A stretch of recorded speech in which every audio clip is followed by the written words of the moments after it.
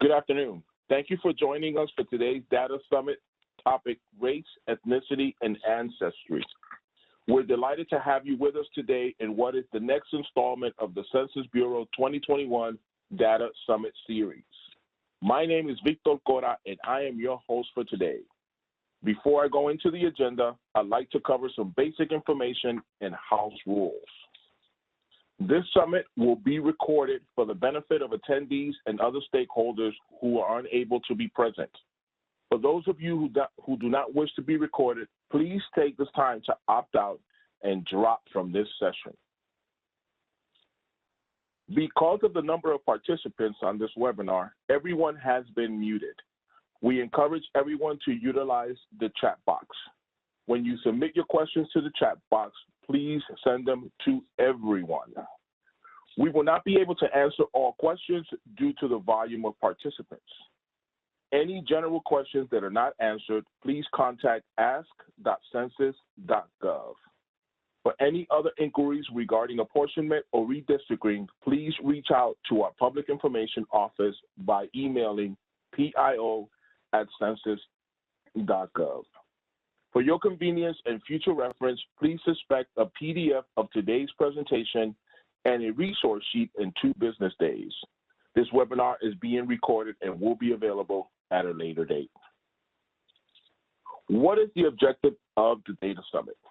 The design for the novice data user, the series will present a high-level overview of several data products and demonstrate how they can be used to assist organizations and businesses identify data-driven solutions to challenges.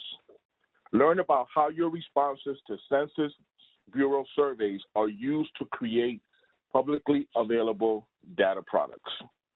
At the conclusion of this session, you will have an increased awareness of the vast data products available through the U.S. Census Bureau, be better equipped to utilize some of the free online tools available on census.gov, have resources and toolkits to assist with navigating data available through census.gov. We offer these summits to thank our many committed 2020 census partners by showing them that the value of partnership extends beyond the decennial count. Census Bureau data can help organizations make data-driven decisions. Today's summit is one example of how the Census Bureau offers support to help you with accessing and understanding these data. Today, we will hear opening remarks from our wonderful census partner, Rachel Perić from Welcoming America. Then, we will hear from our key presenters and subject matter experts, Nesreen, Khashan, and Linda Lee.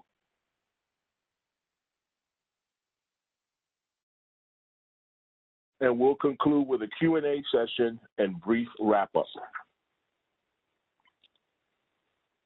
Before I turn it over to Ms. Perić for opening remarks, I'd like to mention that the apportionment data has already been released to the public. A link to the full release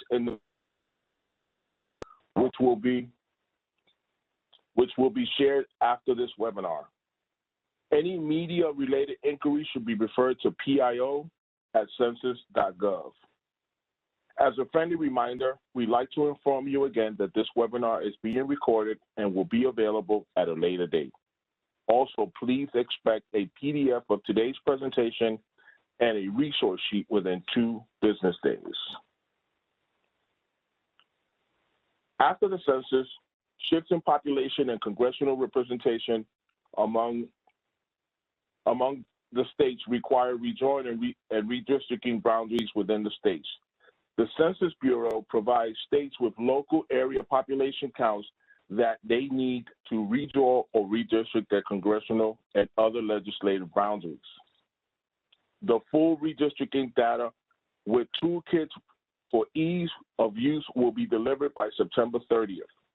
The Census Bureau will notify the public prior to releasing the data. For more information on redistricting, including links to geographical support, products such as maps, tables, files, visit the redistricting press kit at the link listed on the slide. Please note that the data will be released by August the 16th. However, the full redistricting data with toolkits for ease of use will be made public by September 30th.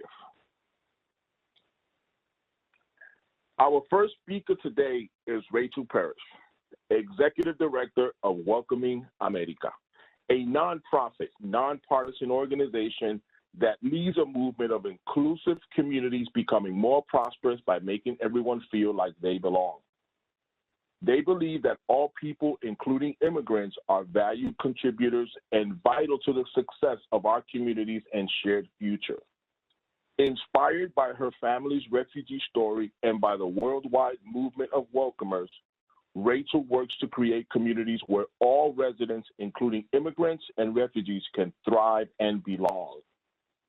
As a granddaughter of Holocaust survivors, Rachel also serves on the board of Art and Remembrance, a nonprofit dedicated to using art and personal narrative to recognize individuals of courage and resilience. Introducing Ms. Rachel Perić. Thank you so much, Victor. Thank you so much to the Census team for having me on today. And as you shared, my organization is Welcoming America, and our purpose here is really to live into that value by supporting people who want to make their communities places where everyone can thrive, belong, and prosper, whether we have just arrived or have lived here for generations. And together with our more than 200 nonprofit and local government members, we're just so proud to partner with the census during the 2020 count and every day, because to become a truly welcoming America and a successful multiracial democracy, we need to make sure that each of us count and that our unique voices, contributions, the barriers we face are accounted for in the places we call home. And that work takes real leadership, and I just want to thank the incredible public servants at the census and its many community partners, including many of you on this call, for your work conducting the 2020 census. That count was truly a heroic effort, and I know in so many ways that that heroic effort continues, because while the U.S. Census may be every 10 years, the work of ensuring that all of our neighbors fully count continues today through the work that each of us do to use that census data to make better decisions. And making better decisions using data on ancestry, race, ethnicity is just so crucially important to the success of our programs, to the success of our communities.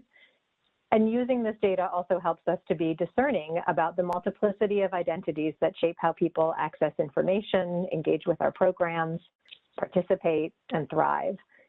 It helps us to see what barriers people face and find new ways to make sure those barriers can be addressed, so that race, ethnicity, origin, language, other dimensions of diversity don't determine our life outcomes, but instead serve as the wellspring of our innovation and prosperity. And when we all went into emergency mode with COVID, we saw that the organizations and communities that had prioritized using the kind of data that we're discussing today to make decisions were also the most resilient. Ordinary people who used this kind of data to make better decisions literally saved lives. And we also know that too many of our fellow Americans' lives were lost because their basic humanity was overlooked and ignored. So whether we consider ourselves a leader or not, each of us has the power to change that. In a lot of American communities whose demographics are changing and changing rapidly, acknowledging and analyzing who your community is now, which might look very different from what it did 10 years ago, needs to be the basis of informing how we design everything from emergency response to economic development planning, because what you need and who you trust and where and how and in what language you will get that information is going to look different. In the business world, we call this smart market segmentation and good customer service. And in our line of work, we call it the everyday business of making sure everyone thrives. Many of your communities are going to be thinking about how to use American Rescue Plan Act, ARPA resources to get back on track. And I encourage you to think about how you use the data that you interact with today, not only for making better decisions about your programs, but for helping decision makers in your organization and communities to make better decisions that reflect and are fully informed by the full racial and ethnic diversity that exists in your community today. Your partners at the census are a real treasure. And they want to make this easier for you to do. So I encourage you to dig in and also let them know what you need to succeed. And please know, too, that Welcoming America is also here as a resource to you as you look to take action on this data and translate the values of being welcoming into policies and practices in your community. And you can find out more about us at welcomingamerica.org. And really just a big thanks again to everyone on this call for your work during this difficult year, and wishing you all so much success in your efforts.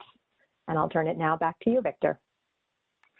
Thank you, Rachel. We thank you, and we thank all our wonderful 2020 census partners for your unwavering dedication to ensuring a complete and accurate count. Now, allow me to introduce our key presenters for today's summit. Linda Lee is a survey statistician at the U.S. Census Bureau, serving in the Data User and Trade Outreach Program for Economic Management Division. She is experienced with many economic programs to include both private and public sectors of the economy.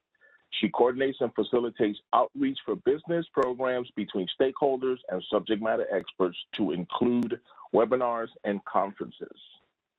And Nesreen Khashan.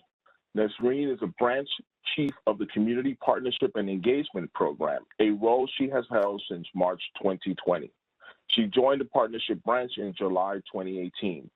Before that, Nesreen served as a data dissemination specialist, providing public presentations and training on how to access and understand Census Bureau statistics. Nesreen was a partnership specialist during the 2010 census, hired to promote within the Arab American community. In that role, she became the lead partnership specialist for Maryland's largest county CCC and key contact for state officials. She's delighted to be back in partnership, guiding programs from headquarters. She loves public service and always looks for ways to improve the customer experience. Nesreen, the floor is yours.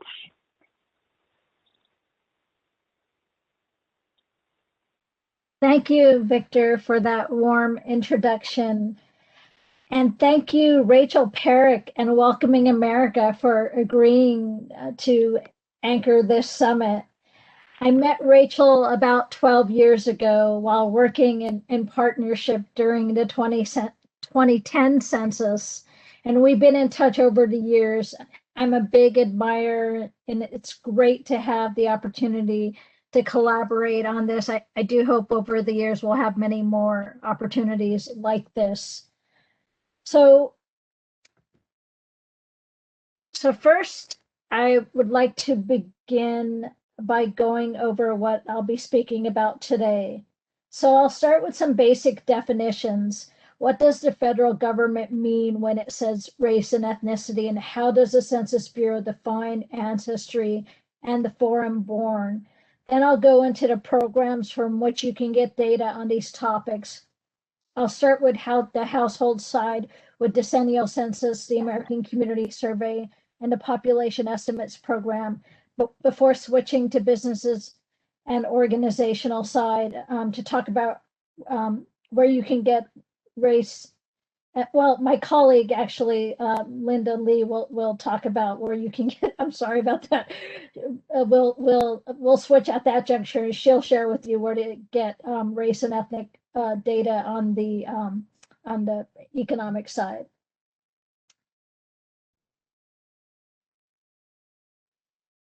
But before she does that, let me just. I will also go over the data.census.gov and accessing tables using table IDs, and I'll talk about this method as I go over the slides. I'll also talk about selected population tables which you can get from the American Community Survey. Before closing out, I'll go over some user scenarios, and then of course I will give the floor to my colleague, Linda Lee. So overview, race, ethnicity, and the foreign-born. I want to begin with today's topic by speaking about it at the historical and social level. Race is a social construct that enables statisticians to measure this particular attribute of identity. The Census Bureau allows respondents to self-identify. So that's an important point to make here. The business of putting identity in a box so we can measure it is entirely subjective. The Census Bureau leaves it to respondents to declare whatever is true to them. This wasn't always the case. Data on race when the nation first conducted censuses was done by enumerator observations. The categories of race have also changed over the years, and you can see in these categories the fraught nature of our nation's history in relation to this topic. I don't want to go over this infographic today, but it's here if you're interested in exploring this topic historically. You'll get these slides within 2 business days, and you can go directly to this hyperlink and study it on your own. It shows how the Census Bureau has measured race and ethnicity across the decades since the first census was conducted in 1790 through to 2010. You can hover over any item to get a fuller description. So for example, in this screenshot, you can see I've hovered over the 2000 census, which brought up the pop-up box that gave more details about how this census enabled respondents for the first time to declare more than one race.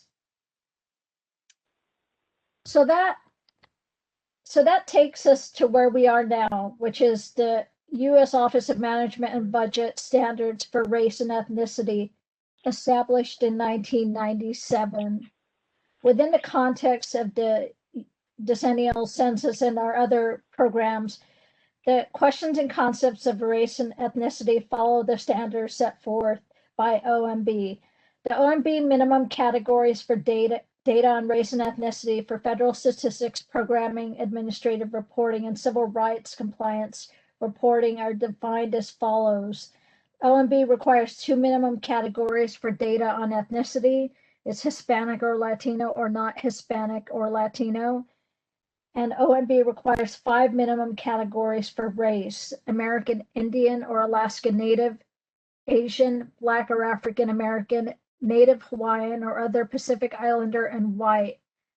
The Census Bureau also allows people to use a category some other race or to report multiple races. So you'll see here some table IDs that are specifically, they're examples of table IDs that are specific to race and ethnicity categories.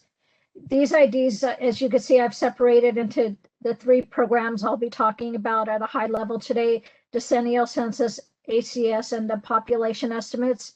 And there are no table IDs associated with population estimates because for now, you'll have to get most of your population estimates data directly from the population estimates landing page, where there are a lot of spreadsheets that you can access to get data for your community.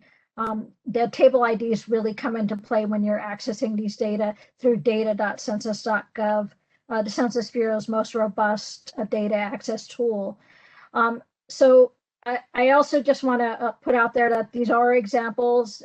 There are many more tables than you see here, but this is just something to give you a couple of examples to go by. Next, I'd like to offer a definition, very high-level definition of what the Census Bureau means by ancestry.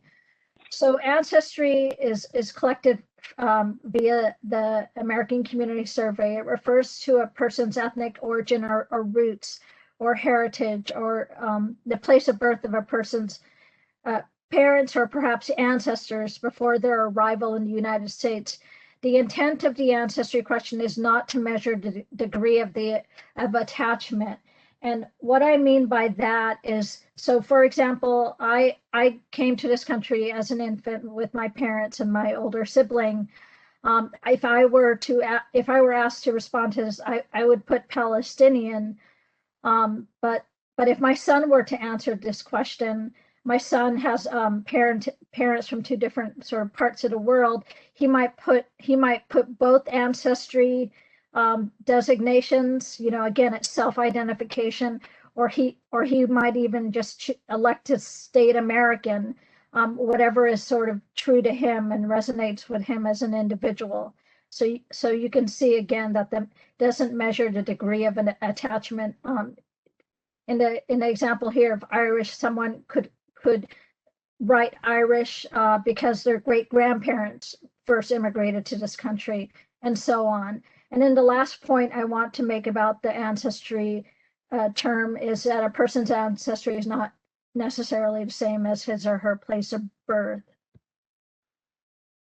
So here's some ancestry table ID examples. Again, not at all exhaustive, but and again, you can only get these from the American Community Survey, and you can see that there's people reporting single ancestry is one table ID, and people reporting multiple ancestry, and so on. So next, a basic definition about for the foreign born. Anyone who is not a U.S. citizen at birth, including those who have become U.S. citizens through naturalization, would be foreign born. The U.S. Census Bureau uses the term foreign born to refer to anyone who is not a U.S. citizen at birth. This includes naturalized U.S. citizens, lawful permanent residents, in other words, immigrants, temporary migrants, such as foreign students, for example, humanitarian migrants, such as refugees and asylees, and unauthorized migrants. And again, these data on the foreign born are available through the ACS, you can begin exploring some of these foreign born tables by using the table IDs. And again, not at all exhaustive, but some examples to help you see what's available for the foreign born.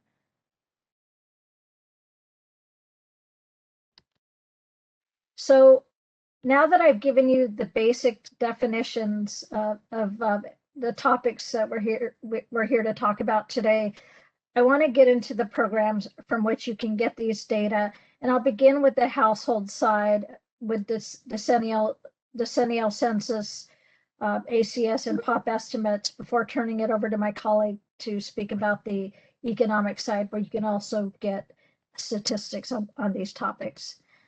So, of course, we just completed a census, and we understand its role in our Constitution.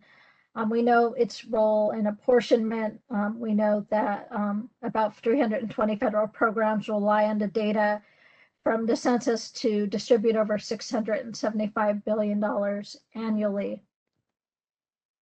So here in this slide, you can see that the data available through the decennial, there aren't many questions on the decennial, so you can see that you'll be able, when the data are available for 2020, get age, sex, relationship, race, Hispanic origin, number of people living in a house, and housing tenure.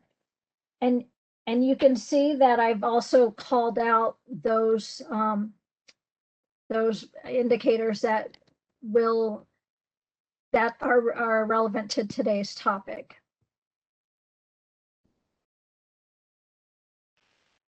So next, I want to very briefly talk about the American Community Survey.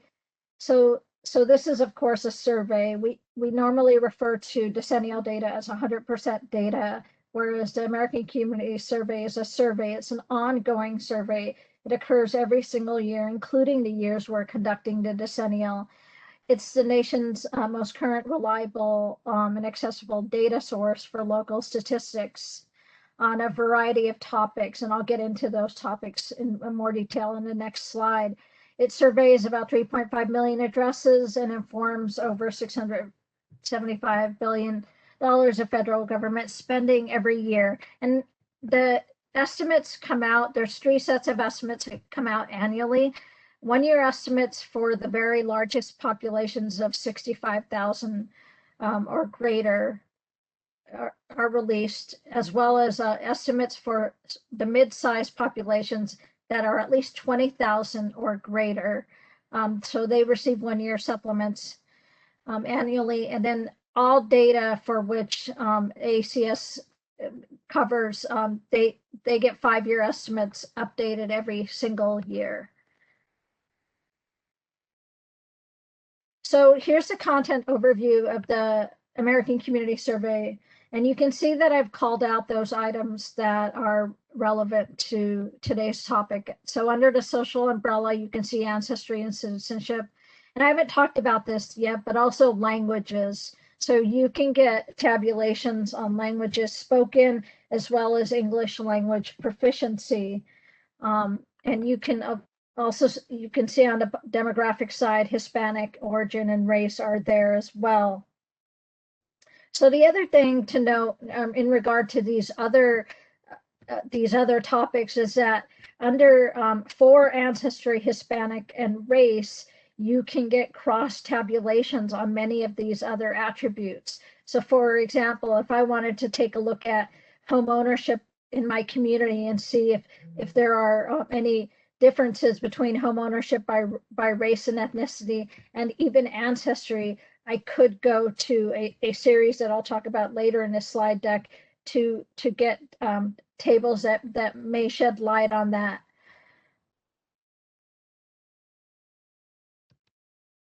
So what you see here is the geographic diagram that the Census Bureau uses.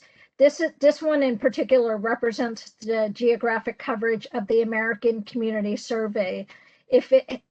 So the lowest geographical increment that you can get data for are block groups. If this were decennial data, there is yet a smaller geographic increment called a block that you will be able to get data for. From the decennial, you will not be able to get block data from the ACS. So that, again, block groups is your lowest increment for this program. You can also see that this from nation down to block groups, this is linear. So this represents basically the relational nature of all these geographies, how they're nested into one another. And the remainder of these geographies, you can get data for these geography, but they're not relational in the same way that the ones in this line are. And of course, blocks would also be relational if it was depicted on this particular diagram. So for example, zip codes are obviously USPS boundaries, but you can get data by zip codes, but it's not related to this particular geography scheme here. Or places. Places are incorporated places, but also unincorporated places with discrete boundaries that are created in consultation with county planners. You can get geography for your city or your place in your community, your unincorporated place, but it's not relational the way these are. So I just wanted to quickly explain that. So there are select ways to access Census Bureau data, and they range in terms of ease. So quick facts would be the most accessible to a novice data user.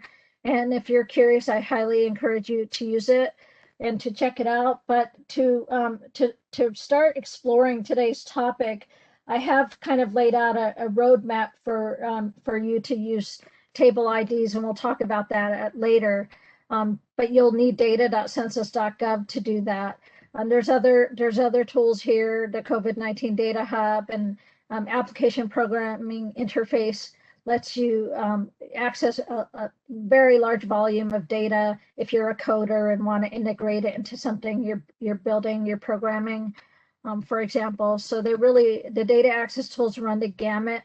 But today I'm going to leave you with a roadmap for using data.census.gov.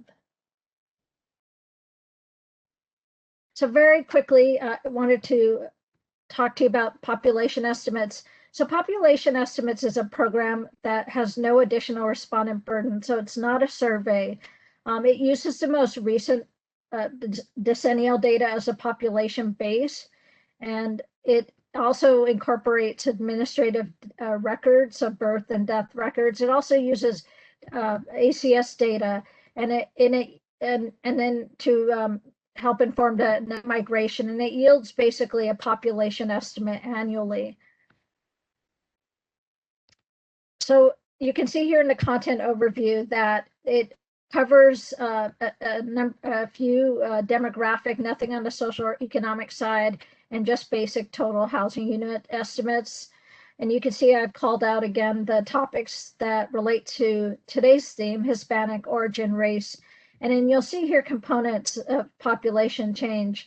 That's births, deaths, and net migration. So here's an example of the components of population change, and this is from Vintage 2019, and it shows you how I wanted to illustrate it in a bit more detail how it kind of dovetails into today's topic. So just calling out, I just decided randomly to select 2 counties from the 2 coasts, somewhere in the middle of the country and somewhere out east, and it was a little more than random. I live in Maryland. I'm from California, and Colorado was the more random one. But in any case, you can see that just looking at Los Angeles and Santa Clara County, that the net population change in 2019 reflects it's a negative number. It's a population loss. So so what is driving that loss? So you can look here. So if you subtract deaths from births, and for both of these counties, you can see that there's still a net positive number. So the birth rate in both of these counties is still, and here's the positive numbers, still higher than the death rates. So that is definitely, to the extent that this was mitigated, these population losses, it was mitigated in part by having a higher birth rate than a death rate. I mean, and then you see domestic migration. So this is a net number. So this means that, people moved in and people moved out of these counties, but 100,000 more, almost 101,000 more moved out of LA County than moved in. So it's a net loss of over 100,000 people, and then 28,000 on the Santa Clara side. So this is just domestic migration loss, again, a net number. But this net migration here is basically the sum of domestic migration and international migration. So in other words, immigration. So not only do you have a mitigating the population loss, the natural increase, but you also have the mitigating forces of international migration in these counties, mitigating the net migration loss and ultimately mitigating the net population loss for these 2 counties.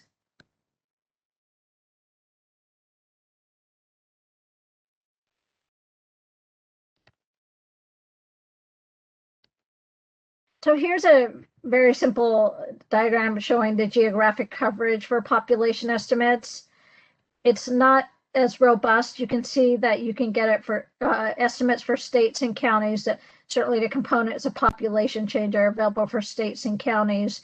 And then for incorporated places, you do get an estimate every year, but you don't get the detailed tables on race and ethnicity breakdown. So there's less coverage at the incorporated place level, although you can at least see what your estimate is for that year. And this very quickly shows you the geographic coverage for the various tables. So for example, the age, sex, race, Hispanic origin tables that you can get annually are available for the nation, states, and counties. And the components of population change, you can get them for the nation, states, metro areas, and counties, but not for cities.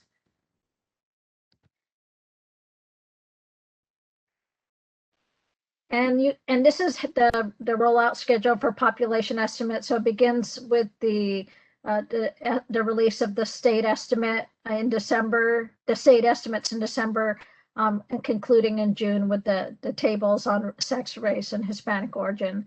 But as noted, not for all geographies.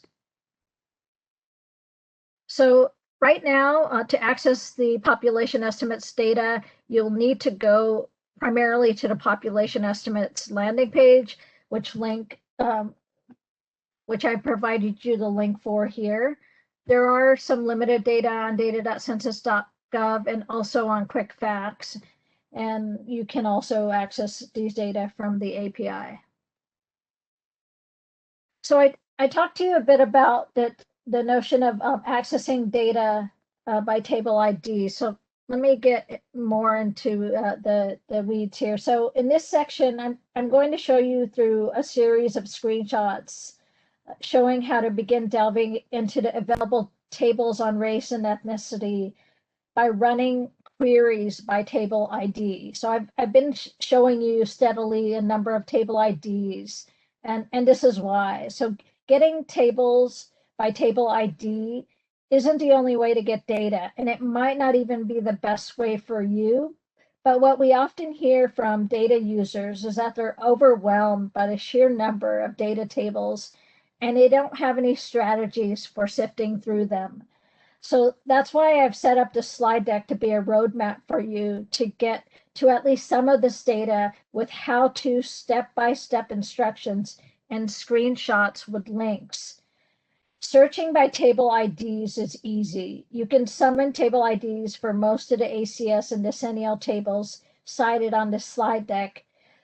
Though at least for now, to get the POP estimates, again, you will need to use the population estimates landing page and sift through spreadsheet files.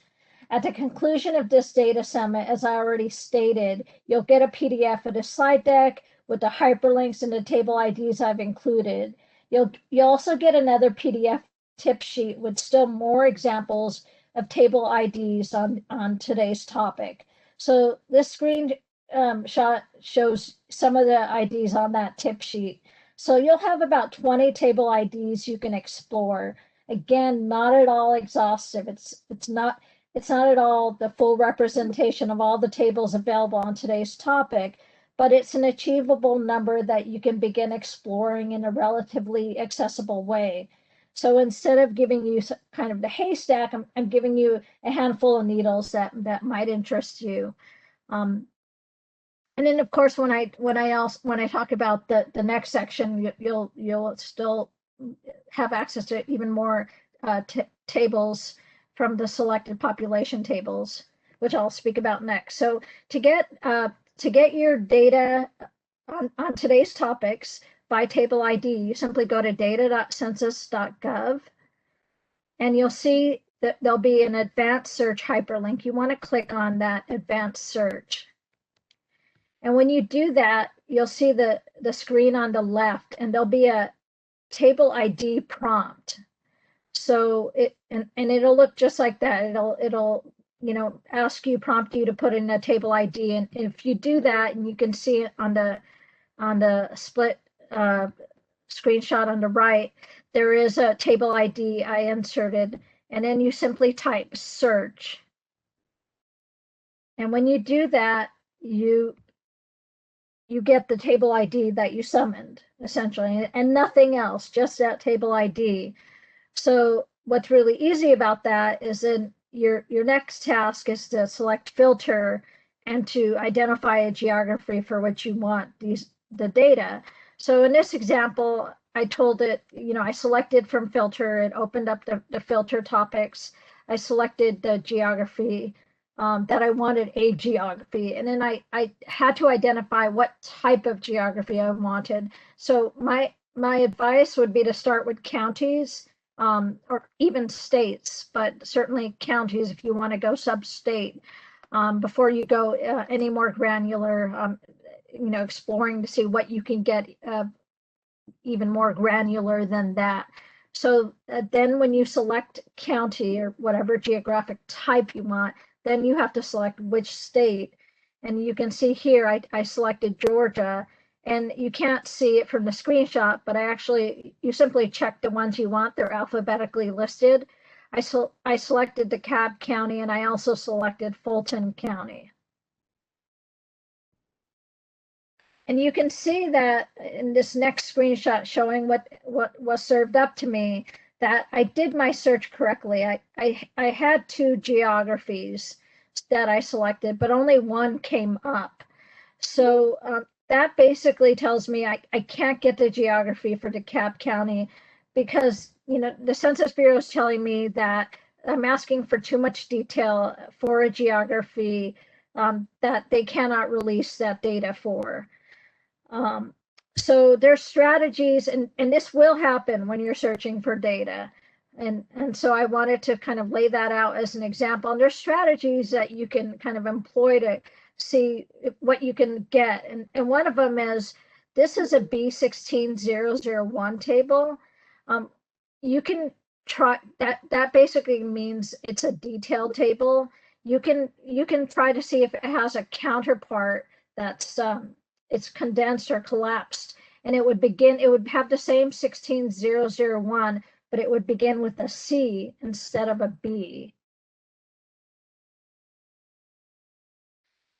And you can see in this next screenshot that I did that. I started to process anew. I inserted the table ID at the prompt, C16001, and I selected the two geographies again, and I did in fact get DeKalb County for this more condensed version of the same table. So selected population tables. So let's go ahead and begin. So selected population tables are actually a series from the American Community Survey. The most current estimates from this program, and their 5-year estimates, are the 2015 estimates. There's a counterpart that's earlier, that's a 2010 select population table series, and these two are comparable. Just FYI, to compare estimates in the American Community Survey validly, you have to make sure that they don't have any years overlapping, and these two do not have any overlapping years, so they are okay to compare. It has 416 race, Hispanic origin, ancestry, and tribal groups, so there is a AIAN series related to these tables as well. To have a selected population table available for your particular origin community, it has to have a national population of at least 7,000, and it is available at lower geographic increments. So it includes data for over 20 ancestry groups that were not in the 2010 version, such as New Zealander, Romani, Saudi Arabian, Tunisian, and Ugandan. And this is where I mentioned this early on, but it's worth stating again, this is where you can get some of those cross tabulations with all those topics that the ACS does cover. So educational attainment, fertility, nativity, income, poverty, and home ownership, all these different attributes for specific community members by race, ethnicity, or ancestry. And to get to this series, so all of these slides are hyperlinked. So you just simply click on selected population tables, which I've hyperlinked for you, and it'll take you to this landing page. And you can see here that there's two vintages, the 2015 and 2010. And you can see here that I've selected, so you simply click on the hyperlink for the 5-year estimate detailed tables, unless if you want AIAN tables, you would click on one of those options. And once you click on the selected population detailed tables, it will directly take you to data.census.gov. And it will load all the selected population tables. You will have to move the scroll bar down, and it'll say load more, so you load more. So it'll load, so you can continue scrolling to see what's available, because there's many tables available until you find one that is the table that you're looking for. Let's say you're looking for income or home ownership, or whatever it is that you're looking for by certain race groups and ethnicity and ancestry groups. So you would just scroll this feed right here. The geographic coverage will always be, if you select nothing, will be the nation. So your task from there is basically to filter down. And then I also want to point out that the vintage that it will automatically take you to the 15 of the data set, but you can, if you want to compare, go to the 2010 and see, see how these particular attributes have estimates for these attributes have changed between the two estimates. So your task from here is basically to select your geography using filter, just as you did here, but you'll actually take another step, which is you will select your race and ethnic group that you are interested in as well. So you can see here in the screenshot, I selected some of the Asian origin groups, and Chinese alone, Asian, Indian alone. And I did it for a couple of counties in California. Some local knowledge is generally good too, to better your chances of getting the data. And so my recommendation is, if you know that, select groups that there are fairly large populations of, for whatever geographic area you may be interested in exploring. So I also talked about the comparability factor. So you can compare these 2010 and 15 estimates, because the two estimates do not have overlapping years. But to do that, we recommend you use a comparability macro, it's a statistical testing tool, and it's available right here, and I've hyperlinked it for you, and you can open the macro. It's an Excel file, and the instructions will be on it. So that's if you elect to compare the 2010 vintage of these selected population tables with the 2015. So before I wrap up and give the floor to Linda, I just wanted to bring up a few user scenarios where you might use the knowledge you gained today. So here's a librarian in this example who would like to highlight Census Bureau data on Ancestry and how this is related to genealogy interests. So how can she tell the story of Ancestry as reported in her county? Well, you can see that I used one of the people reporting Ancestry tables, the table IDs that I left you in the slide, and you'll also, of course, get more of them from the resource sheet that you'll be getting at the conclusion of today's data summit. And you can see, well, I don't know how great your eyesight is, but this, I've highlighted Irish here, and this is Suffolk County in Massachusetts, where Boston is. So you can see it has a fairly large Irish population for the 2019 estimate year. And in this next scenario, a nonprofit would like to apply for grant funding to provide ESOL night courses in its county. How can they ensure, or he, if he's a nonprofit professional, ensure his grant application is supported by data? So you can see here, we pulled up a B16001 for a couple of counties, and they don't have to be contiguous. You can see I did Suffolk County and then Wayne County in Michigan. And you can see this table not only gives languages spoken, but also sheds light on English language proficiency for these speakers.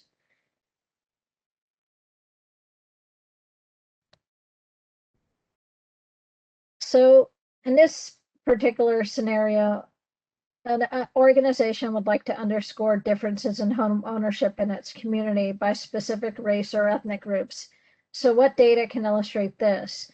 So here you might go to the selected population tables. You'll go to that landing page, then you'll click on that link. It'll take you right to data.census.gov, where you can begin scrolling through the selected population tables.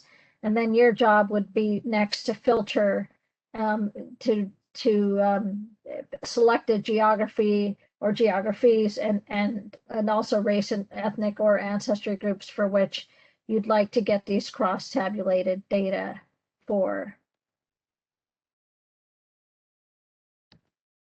And then in this last example, a county official is concerned about declining population. So what data can help her analyze population change to address this challenge? So here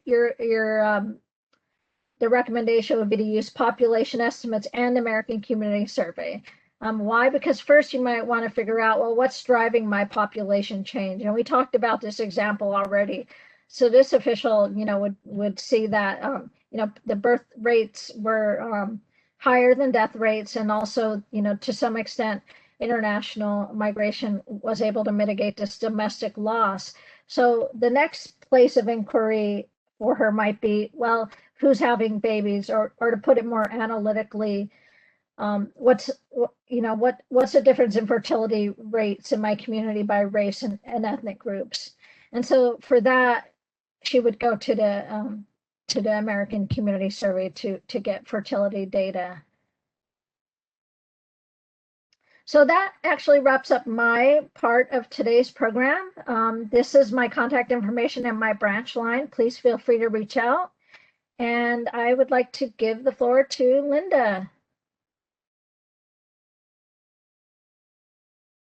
Thank you, Nesreen.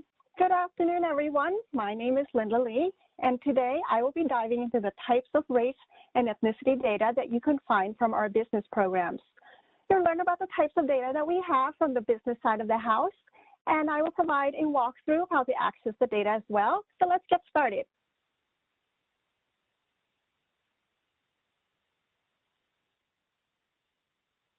I'm going to start off by providing a high-level overview about the Census Bureau. Then we will dive into our programs called the Annual Business Survey and the Non-Employer Statistics by Demographics. I'll then share information on how to access the data on our main data dissemination platform, data.census.gov.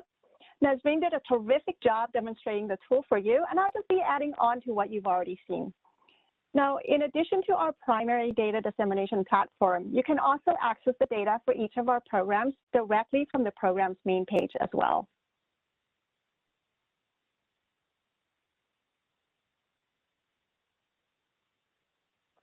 The Census Bureau is the federal government's largest of the 17 primary statistical agencies, where we conduct over 130 plus surveys each year. Now, listed on this slide are some of our well-known surveys that you are probably familiar with. The Decennial and the American Community Survey were well covered by Nesreen, so I'll go ahead and skip down to the third bullet point, the Economic Census. The Economic Census is our most comprehensive program for business data, taking place every 5 years in the years ending in 2 and 7. It is the official measure of the American businesses. Next is the Census of Governments. This is the public sector's counterpart of the Economic Census, where you can get data on revenues, expenditures, assets, and more. So similar to the Economic Census, the Census of Governments is conducted in the years ending in 2 and 7. Now, in addition to these surveys, there are more than 30 household surveys and over 60 economic programs. And today, I will be featuring 2 out of the 60 plus programs. So when you have a moment, I highly encourage you to check out census.gov to learn about the other surveys that we conduct and the type of data that may interest you.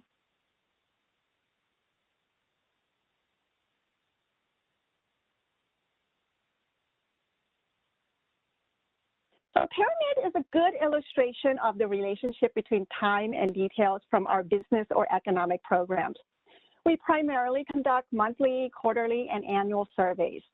Now, in looking at this pyramid, it's important to know that the more current the data, the less amount of details, with more details available from programs categorized in the middle and bottom of the pyramid. Now, with that being said, the Economic Census is a periodic survey that takes place every 5 years. It is illustrated here at the bottom of the pyramid because it is the most comprehensive program when you're looking for business data. Now, as you move up the pyramid to our annual programs, you'll find that you can see these statistics for analyzing trends. And finally, at the very top of the pyramid, from our monthly and quarterly programs is where you can obtain timely data. Today, we will be looking at data from the annual surveys representing the middle region of the pyramid.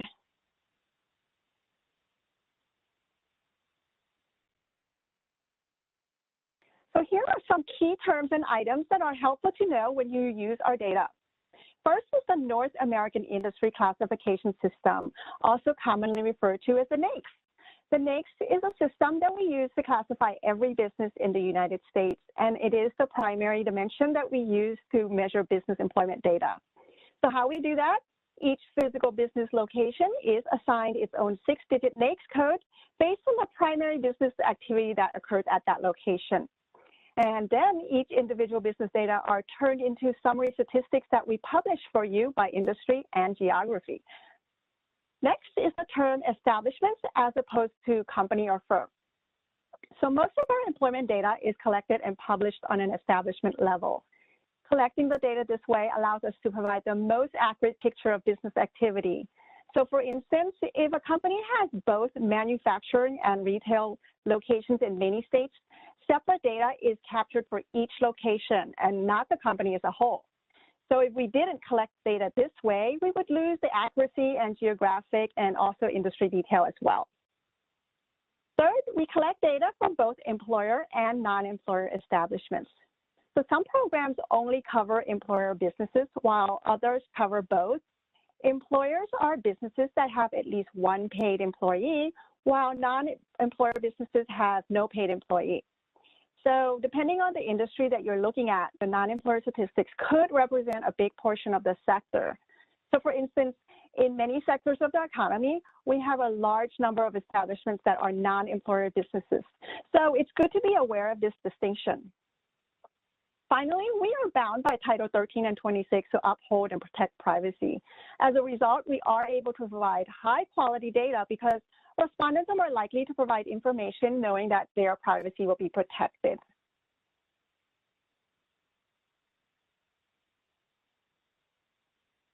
Let's take a dive into the annual business survey, also commonly referred to as the ABS.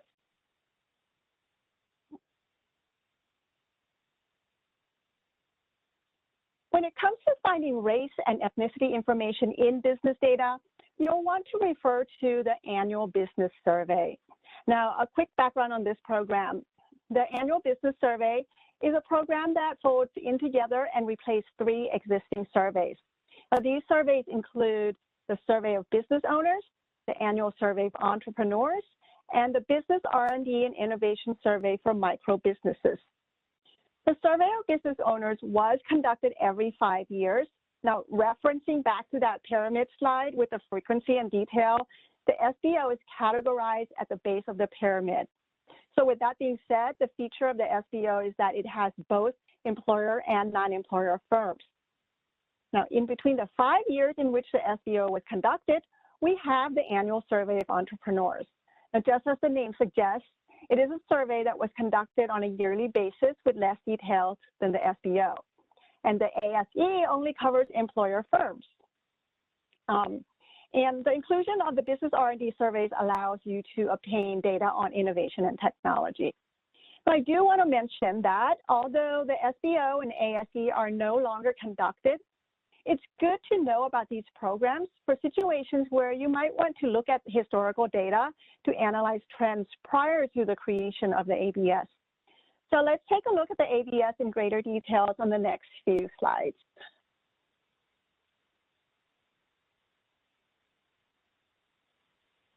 The ABS is an annual survey that includes both economic and demographic characteristics for employer firms. You can access the data on the characteristics of businesses and business owners by sex, ethnicity, race, and veteran status. Now, a unique feature of the ABS is that it has a rotating module component. This module includes a new set of questions related to technology each survey year, and we'll go into more details on this on an upcoming slide. To access the data, you can go to our primary data search, data.census.gov. Alternatively, data is also available on the survey's main page, and I've included a link here for your convenience.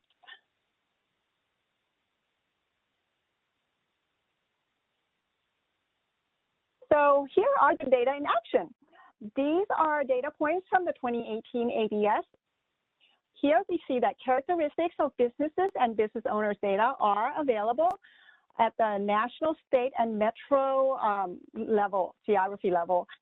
And I do need to mention that the geographic coverage for the ABS differ across the survey year. So for instance, the 2019 data includes the national, state, and metropolitan statistical area, while the 2018 data are available at lower levels of geographies. And the reason for this is because of the sample size. Now, these graphs show the number of employer firms by sex and corresponding sales value of shipments or revenue for these firms. Here we see that nationwide, firms that have employees are largely male-owned, and approximately 20% of the employer firms are owned by females. When you look at the sales value of shipment or revenue, female-owned firms account for about 11% of the total.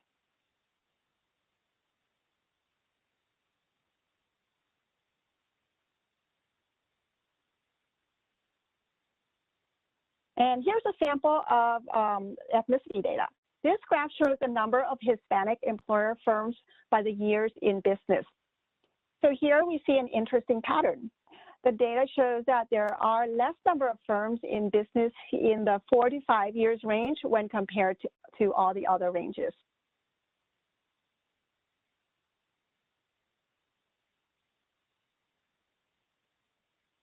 This graph is an illustration showing you how you can filter the data to the specifics. So I've selected sales value of shipment or revenue for employer firms by years in business, this time for white-owned businesses in the healthcare and social assistance sector in the state of Georgia. Now, this data shows that the largest category is firms that have been in business for 16 or more years.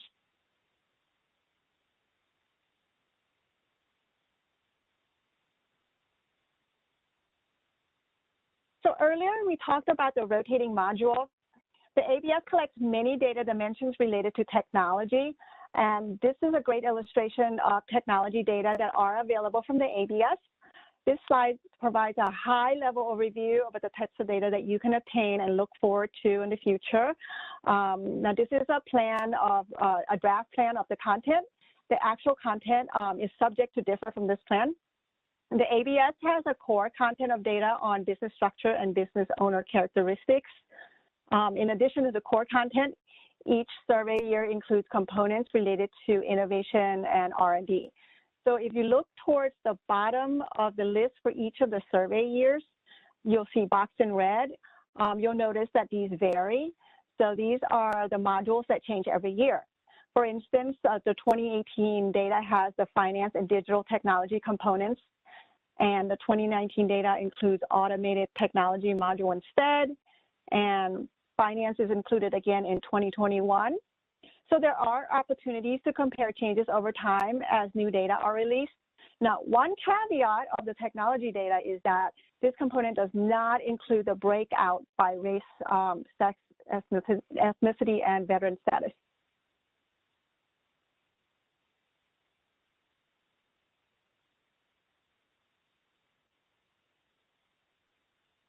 So here's a look at the number of employer firms that reported factors adversely affecting their use of technology. The type of technology includes artificial intelligence, cloud-based, specialized software, robotics, and specialized equipment. And the data shows that the 2018 data shows that the firms that experience impediments for all types of these technologies, and it is consistent across all of the measured technologies.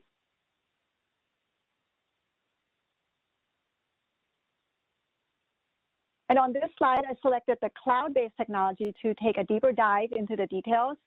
So for the professional, scientific, and professional services firms in Georgia, the data show that most of the firms do not have factors impeding them from the usage of this technology. And for the firms that did report factors, the top reasons will include concerns for safety, security, and cost.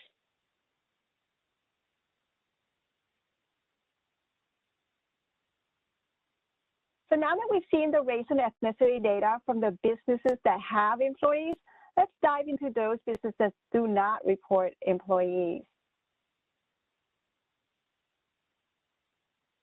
On an earlier slide, we talked about how the survey of business owners is one of the 3 surveys that folded into the annual business survey.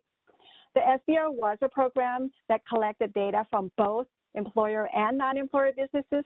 So when it became a part of the ABS, the non-employer component was not included. And we understand the importance of looking at non-employer statistics. Depending on the industry, many times the number of businesses without employees is greater than those with employees. And a good example of this is the daycare industry. So we find that there are a greater number of daycare providers that work for themselves and report no employees than one with employees. Now, with that in mind, this is where the non-employer statistics by demographics come into play, and we call it the NESD. The NESD is not a survey. It is a program that uses administrative records, and in addition to the demographic characteristics that you saw earlier, the sex, ethnicity, race, and veteran status, you can also get data on owner age, place of birth, and U.S. citizenship for business owners with no employees. The NESD is available annually by detailed geography and also at the industry levels, the receipt size class, and the legal form of organization. The program covers many NAICS sectors with a few exceptions. For example, it does not include NAICS 11 for agriculture.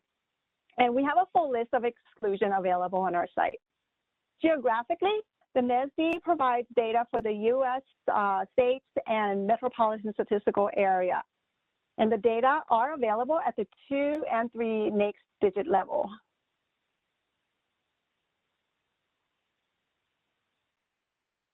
And here are the data from the initial release of the NESD. We see that in 2017, male-owned businesses make up the larger share of the non-employer businesses and receipts. In the upper right corner, this graph shows that majority of non-employer businesses are owned by white, and non-Hispanic and non-veteran also represent the largest share of business owners with no employees.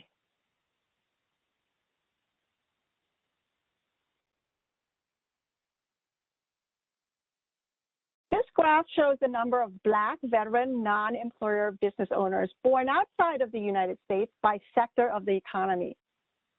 The data show that many business owners with these characteristics own transportation and warehousing businesses.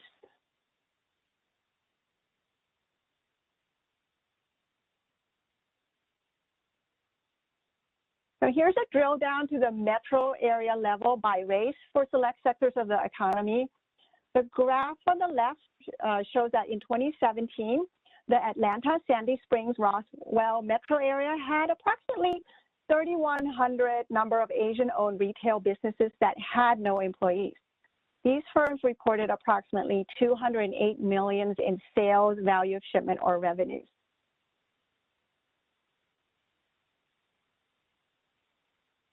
Fun facts. So here are some additional key statistics that came out of the first release of the NESD. In 2017, of the 25.3 million non-employer businesses, about 8.2 million of those were minority owned.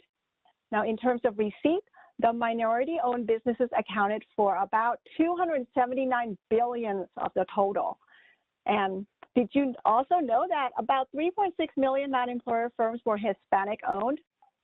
Now, when it comes to gender, women owned about 10.6 million of these firms and 1.4 million were veteran owned.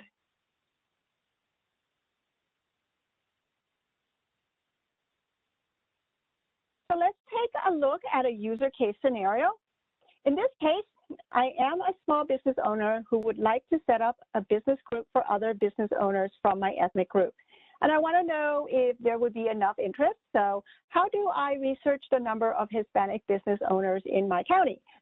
So on the right side of your slide, I've included a quick list of resources for your convenience. So you'll want to use the annual business survey. This link will lead you to the survey and all related content such as the survey methodology and et cetera. Also included the table ID number for you. You can enter this number directly into data.census.gov search field and arrive at the table.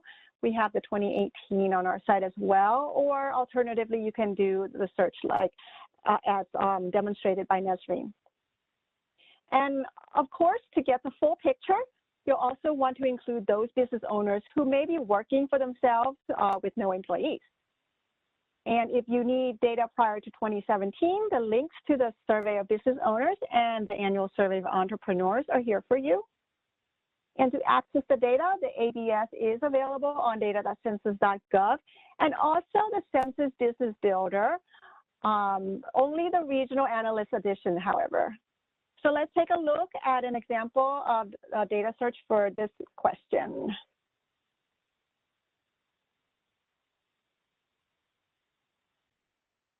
So you'll recall from Nesreen's demo that data.census.gov, where you can do a general search or an advanced search. In this example, I searched for files on the annual business survey. Alternatively, if you already know the table ID number, you can do the search that way as well, as Nesreen demonstrated. In this example, once I opened the file for this scenario, I selected Hall County, Georgia.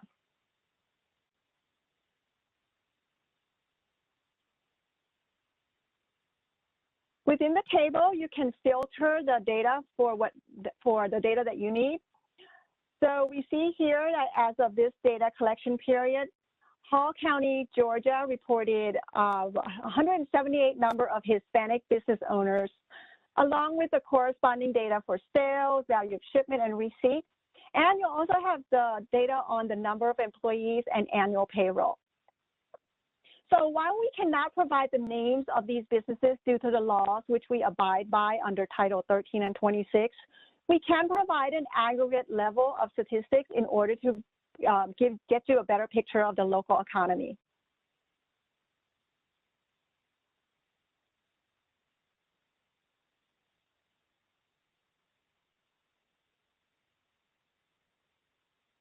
And we can dive even deeper than that.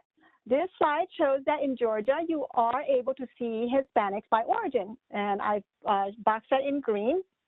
And it can also be parsed out by gender, which is shown in orange.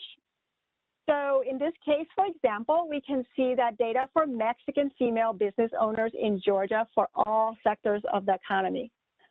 Now, you can actually find data by industries as well. However, I do not believe that breakout is available by origin. It aggregates up to the Hispanic ethnicity code.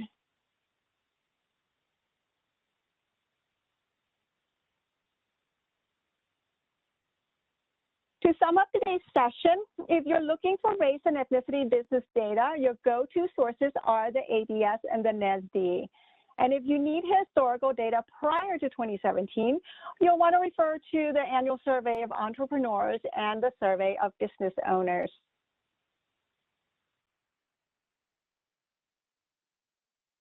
So thank you everyone for your interest in our race and ethnicity data from the business side of the house. I have provided my contact information here for additional questions that you may have after today's session. And now I'd like to turn the program back over to Victor.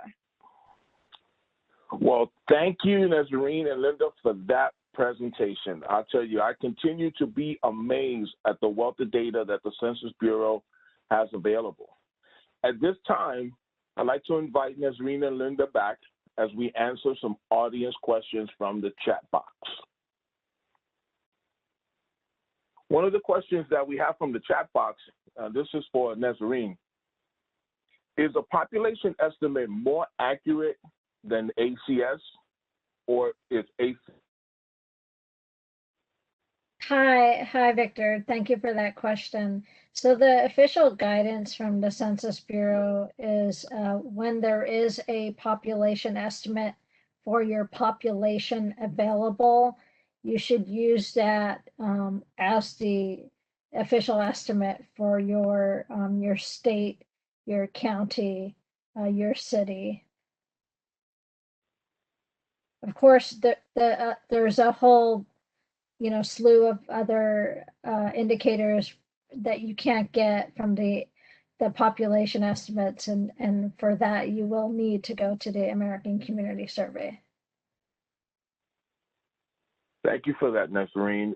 And this next question is for Linda. Linda, is ABS data available by foreign born? Foreign born, and yes, hold on here. I believe the ABS is not, the NSD is. But I can get you more details on that. Thank you. And I believe that this one goes right back to Nesreen. How far back does the data go? Can we compare 1950 and 2015 data? That's a question out of the chat box, Nesreen. Yeah, we definitely don't have the data in data.census.gov that is that historical. There are places on census.gov where you can get historic data, but it's probably going to be pretty limited to population counts. So I believe, and I would have to check data.census.gov, the vintages of the population of American Community Survey, there's about maybe a decade's worth of vintages, years in there. Well, thank you. Thank you for that response. And another question that came from the chat box is, Will we receive a copy of the slides after today's presentation? Yes, you definitely will. Within 2 business days, you'll get a copy of the slide deck and also that resource sheet that I reference. And Victor, if you don't mind, I also saw another question about subcategories of data. So someone said for Hispanic, they'd like to break it down by nationality, like Venezuelan, Cuban, etc. So you can do that with our data. If you reference, and I know you don't have the slides, but you'll have a couple table IDs you can choose from to get Hispanic or Latino by type, or Hispanic or Latino by origin. Both from the decennial, obviously in this case 2010 for now, and the American Community Survey. The American Community Survey Hispanic or Latino table is B03001. And Ms. Nesreen, I have another question that comes from the chat box. So if I live in a community where there's less than 20,000 people, does that mean that our data is only going to be available every 5 years? No. You get new estimates every single year. So you'll get a 5-year estimate every single year. But you have to be, cognizant that when you get that estimate, that it's going to be equally representative of all 60 months during that 5-year period. So you won't be able to get an estimate that is a 1-year estimate. So when you get a 1-year estimate or a 1-year supplemental from the ACS, you're basically looking at 12 months of data from that calendar year that you're accessing that vintage. So in other words, a 2019 vintage is going to represent January through December of 2019, that 12-month period. But when you get a 5-year version of the 2019 estimate, you're not getting a reflection of 12 months, you're getting a reflection of 60 months. So you will get those 60-month estimates renewed every year, but it will be, for those smaller geographies, only 5-year estimates, not 1-year estimates. I hope that clarifies. It's clear. Thank you so much. I appreciate all those answers. And Ms. Linda, I have one question for you. You mentioned the Census Business Builder as a tool that we can use. Is that a tool that the Census Bureau just released, or it's been out for a while? Oh, sure. The Census Business Builder has been around for a while, and there are 2 different editions that may be helpful for our data user. So you have the Small Business Edition, where you can look at one industry at a time for a geography, and then you have the Regional Analyst Edition, where you can look at all the industries at once, and that's the one that will have the survey that I discussed today. If you have never been on the Census Business Builder, I highly encourage you to check it out. It is one of our most user-friendly tool, and it's very easy. You either answer just 1 or 2 questions depending on the edition that you pick, and it will be able to provide you with the data, and it's interactive, so you can actually go in there and change the filters, and you can get a map, and you can also get a report. So if you haven't tried it, please, I encourage you to check it out. And if you have questions on how to use it, you can always contact me, and I will be able to assist or provide you with a point of contact that may be able to assist even further. Well, thank you very much, ladies, for your responses and for the presentation. That right now concludes our question and answer portion. And continuing with what has been discussed, I would like to show you some very important resources before you go, because if you enjoyed today's summit, there's a lot more where that came from. There is so much at your fingertips on census.gov's Census Academy page. There, you can find valuable information on data dissemination and training. There are options to request a free data training for your organization, free of charge. We all love free 99. You can also receive our data gems, which are short how-to videos aimed at helping you increase your knowledge of census data. And guess what? We can deliver those to your inbox. So to expand a little bit more on what I just said, the Census Bureau has a team of specialists who can assist in bringing the world of data to you by providing trainings, workshops, and presentations to you and your organization at no cost. Our team offers presentations and trainings tailored to the customer's needs, and they can show you a variety of census data tools, data sets, and programs, both virtually and in person. Now, let me show you something. We have several data summits that we are presenting between now and the month of August. You can find all this information on the 2021 Data Summit page on census.gov. In the search bar at the top, simply type in 2021 Data Summit Series to land at the slide that you see on this page. To view all upcoming summits, please be sure to click on Show More. Look to see which one suits your needs, and you may register immediately. Upon availability, you can find the recorded versions on this same 2021 Data Summit Series page. Ladies and gentlemen, we want to know your thoughts because there's room for improvement. There are two ways that you can tell us what you think about today's session. You may contact your regional office via phone or email. Contact information for each can be found on the following slides.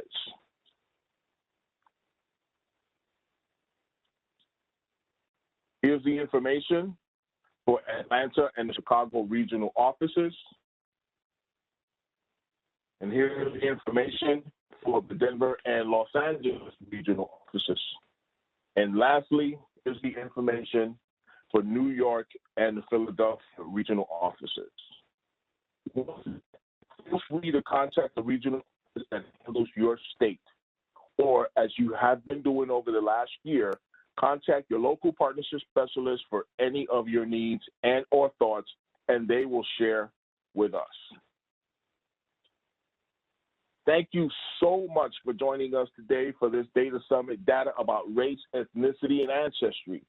I would like to thank the Census leadership, our speaker, Rachel Perić, and our key presenters, Nesreen, Khashan, and Linda Lee.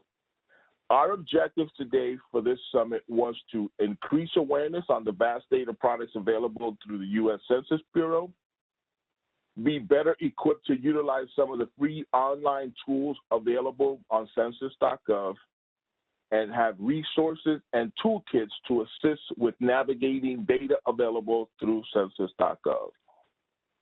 Ladies and gentlemen, we encourage you to provide feedback. We encourage you to tell us if you thought something was missing. What would you like to hear more of or less of? We appreciate your feedback so that we can improve the sessions. This concludes today's webinar.